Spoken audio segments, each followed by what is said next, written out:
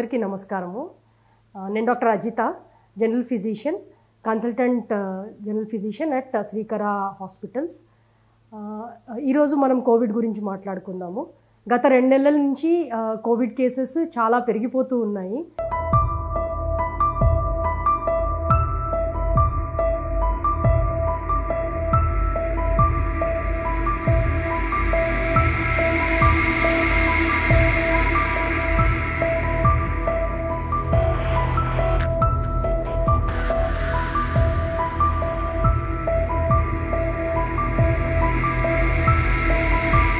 ఇది మనం 3 years నుంచి చూస్తున్నాము. అప్పుడున్నంత కేస్ బర్డన్ లేకున్నా కేసెస్ అనేది చాలా ర్యాపిడ్గా పెరుగుతున్నాయి.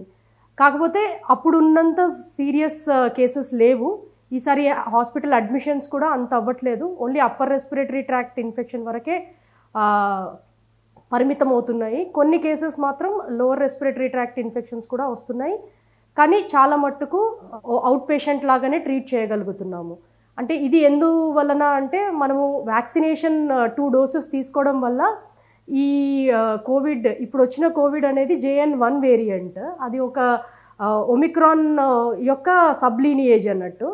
సో ఇప్పుడు ఉన్నది ఏంటంటే WHO డిక్లేర్ చేసిన దాన్ని virus of interest but not of concern. అంటే it is transmitting very fast. So the spread is rapid but since the symptoms are very meager or hospital admission వరకు వెళ్ళట్లేదు కాబట్టి it is of interest but not of concern అన్నట్టు. So మనం చేయగలిగింది ఏంటంటే we have to prevent transmission. So first ఏంటంటే vaccination తీసుకొని వాళ్ళు 2 doses వ్యాక్సినేషన్ తీసుకోవాలి. అవసరం ఉన్న వాళ్ళు సజెస్ట్ చేస్తే బూస్టర్ డోస్ తీసుకోవాలి. తర్వాత మన ఒకవేళ డయాబెటీస్, హైపర్ టెన్షన్ కానీ ఇవన్నీ ఉన్నవాళ్ళు జాగ్రత్తగా ఉండాలి. అవాయిడ్ చేయాలి క్రౌడెడ్ ప్లేసెస్. తర్వాత డిస్టెన్స్ మెయింటైన్ చేయడము, సిక్ పేషెంట్స్ని అవాయిడ్ చేయడము, మాస్క్ వేసుకోవడము, hand sanitization and avoid touching the face, eyes, nose ఇవన్నీ కూడా అవాయిడ్ చేయడము important. And mask up, everyone must mask up, avoid crowding and always prevent. Even if it is mild symptoms ఉన్నా కూడా prevent చేయడం అనేది important. ఇప్పుడు we still don't know, it is still under study. Every week WHO updates ఇస్తుంది. ఇప్పటి వరకు అయితే ఇప్పుడున్న JN.1 వేరియంట్ అంత విరులెన్స్ కనిపించట్లేదు. That is because we are all vaccinated. కానీ ముందు ఏమవుతుంది అనేది మనం చెప్పలేము. మ్యూటేషన్ జరగవచ్చు, ఎపిడమిక్లా మారచ్చు. ఆ పాసిబిలిటీ అనేది ఎప్పుడు ఉంటుంది కాబట్టి మనము జాగ్రత్తలు తీసుకోవడం అనేది చాలా important. Wear masks, avoid contact with your face, eyes, nose. Frequent contact అనేది అవాయిడ్ చేయాలి. ఫ్రీక్వెంట్ హ్యాండ్ వాషింగ్ ఫాలో చేయాలి.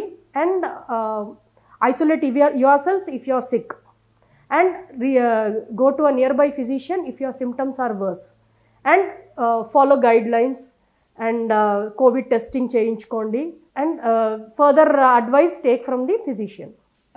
అయితే కోవిడ్కి సిమ్టమ్స్ ఏంటి అంటే ఇప్పుడు మనకు మామూలుగా జలుబు దగ్గు వస్తే ఎట్లా ఉంటుంది, స్టార్టింగ్ అట్లానే ప్రజెంట్ అవ్వచ్చు.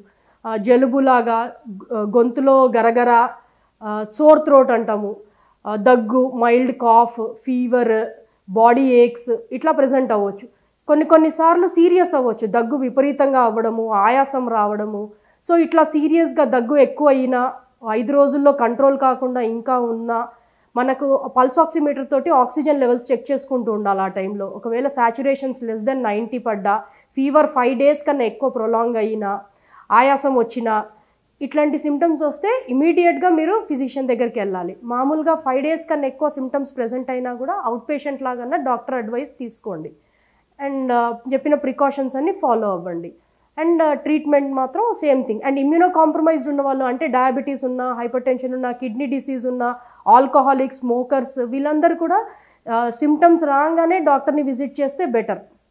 సో దట్ మనం ముందే టెస్ట్ చేసుకొని దాని తగ్గట్టు మనము మానిటరింగ్ అనేది స్టార్ట్ చేసుకోవచ్చు.